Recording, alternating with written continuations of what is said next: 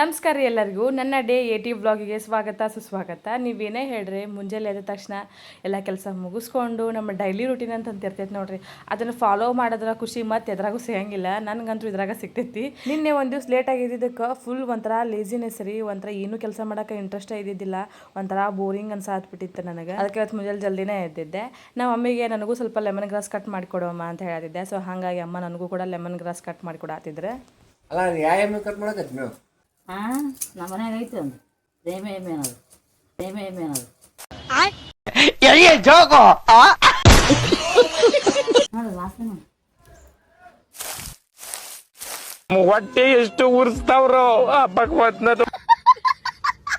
Tea ಪೌಡ್ರಿಗೆ ಅಷ್ಟೇ ಹರ್ಕೊಂಬ ಅಂತ ನಾಳೆನಿ ನಮ್ಮ ಮಮ್ಮಿ ನೋಡ್ರಿ ಒಂದು ಇಡೀ ಎಮ್ಮಿಗೆ ತಿನ್ನಿಸ್ಬೋದು ಅಂತ ಪರಿ ಹರ್ಕೊಂಬಂದಿದ್ರೆ.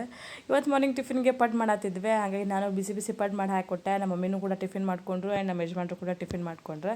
ಇವತ್ತಿನ ಡೇ ಹಿಂಗಿತ್ತು ರೀ. ಇಷ್ಟ ಆದ್ರೆ ಲೈಕ್ ಮಾಡಿರಿ, ಮೇನ್ ಫಾಲೋ ಮಾಡಿರಿ, ಮತ್ತು ನಾಳೆ ಸಿಗ್ತೀನಿ.